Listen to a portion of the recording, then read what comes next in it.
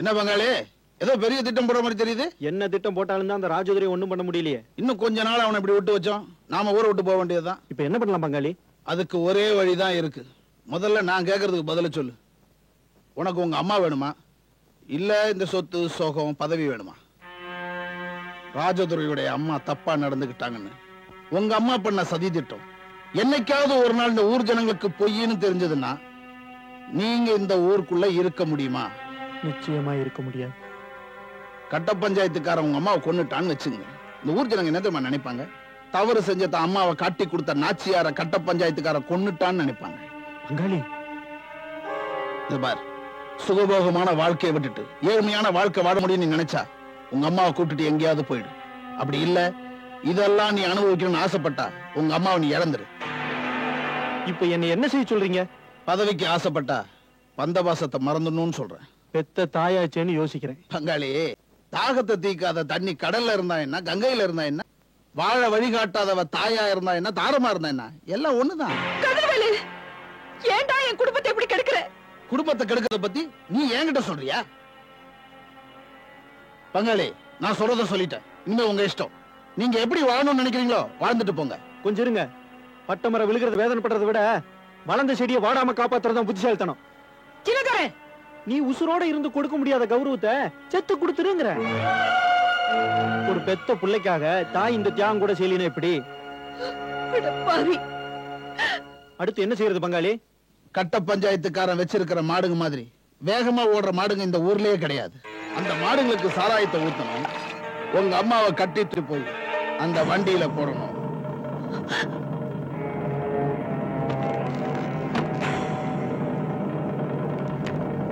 ராஜதுரையை அடிச்சு மயக்கம் போட வச்சு வண்டியை ஓட்டுற மாதிரி உட்கார வைக்கணும். வெறி பிடிச்ச மாடுகளை அடிச்சு விரட்டணும். ஊருக்குள்ள போய் கட்ட பஞ்சாயத்துக்காரன் நாச்சியார கொலை பண்ண கடத்திட்டு போறான்னு நம்ம ஆளுங்களை விட்டு கத்த சொல்லணும். எல்லாரும் ஓடியாங்க, கட்ட பஞ்சாயத்துக்காரன் நாச்சியார கொலை பண்ற கடத்திட்டு போறோம். உங்க கூட பதவிக்கு போட்டியா வந்தவனும் என் கூட வாழ்க்கைக்கு போட்டியா வந்தவனும் அழியிற இந்த நேரத்துல நாம இந்த ஊர்ல இல்லாத மாதிரி காட்டிக்கணும். நாம எங்க போறது பங்காளி? பக்கத்து ஊர்ல தான் சிதம்பரம் இருக்கான், அங்க போயிடுவோம்.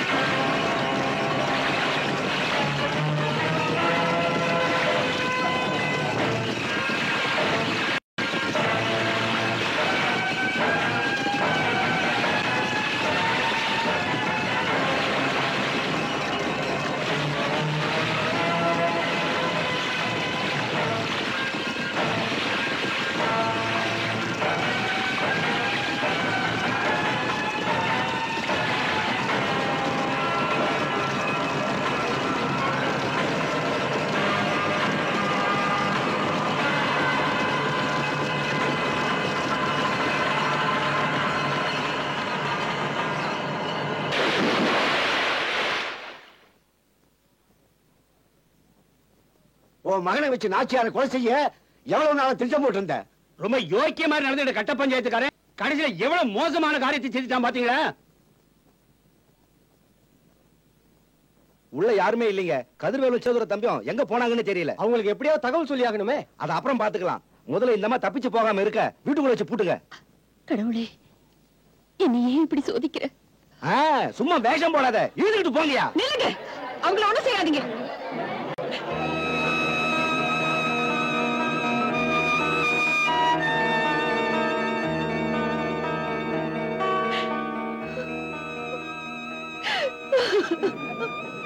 என்ன மன்னிச்சிருங்க. நீங்க நினைக்கிற மாதிரி ராஜதுரை என்ன கொலை பண்ண முயற்சி பண்ணல. என்னமா சொல்றீங்க?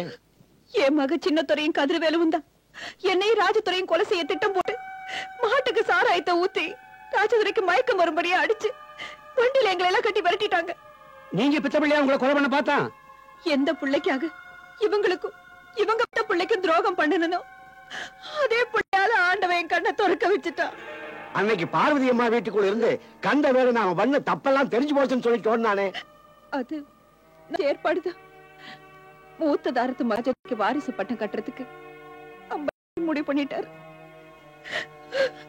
அதுக்காகத்தான் கதிர்வேலு அப்பாவோட துணையோட இந்த பத்தினி தெய்வத்து மேல அபாண்டமா பழிய சுமத்தி இவங்களை நடத்த கெட்டவன உங்களை எல்லாம் நம்ப வச்சுட்டு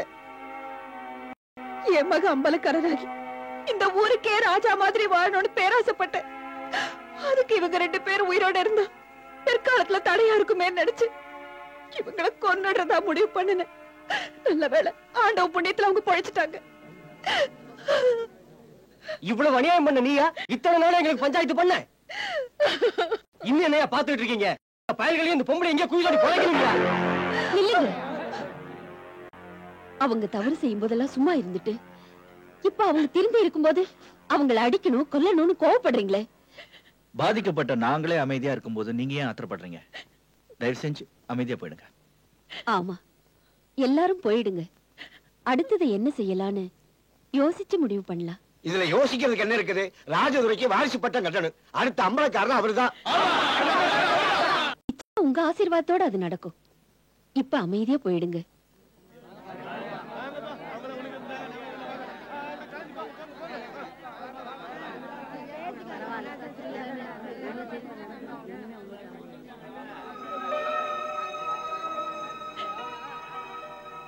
நில்லுங்க, எங்க போறீங்க?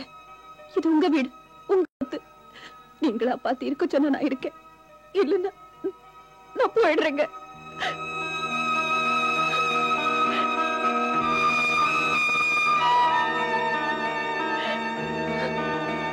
தம்பி தம்பி தம்பி, யோ, ஏன் இப்படி தலைதறிக்க ஓடியார? தம்பி, கட்ட பஞ்சாயத்துக்காரனும் நாச்சியாரும் தப்பிச்சு வந்துட்டாங்க. தப்பிச்சுட்டானா? ஆமாங்கய்யா, நாச்சியாரம்மா தான் செஞ்ச குத்தத்தை எல்லாம் ஒத்துக்கிட்டு ஊர் சனங்க மத்தியில பார்வதி அம்மா காலில் விழுந்து மன்னிப்பு கேட்டுட்டாங்க. நீங்க அவங்க 2 பேரையும் கொலை பண்ண போட்ட திட்டத்தை எல்லாம் விவரமா எல்லாரும் முன்னாடியே எடுத்து சொல்லிட்டாங்க. பங்காளி, கட்ட பஞ்சாயத்துக்காரன் சாவு நம்ம கையில தான் நடக்க போகுது. அது எப்படி நடக்கும்? செண்பகம் இந்த ஊர்ல நடக்கிற நாடகத்தில் நடிக்க வரல, அவளை கடத்திக்கிட்டு போயிடுவோம். கடத்திட்டு போய் பொறுத்திருந்து பாருங்க. மாப்ள, உங்க ஆளுங்கள வந்து சேருங்க.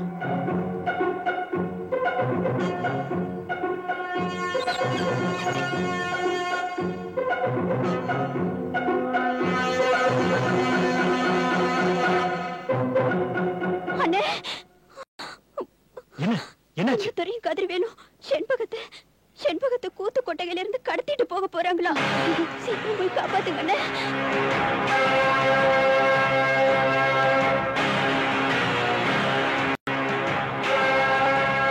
வாமா செண்பகம், என்ன அவ்வளவு சீக்கிரமா வந்துட்ட? சிராவையில் நாடகத்தை முடிச்சிட்டு நேரா அப்படியே வந்துட்டேன். வீட்டுக்கு கூட போகல. என்ன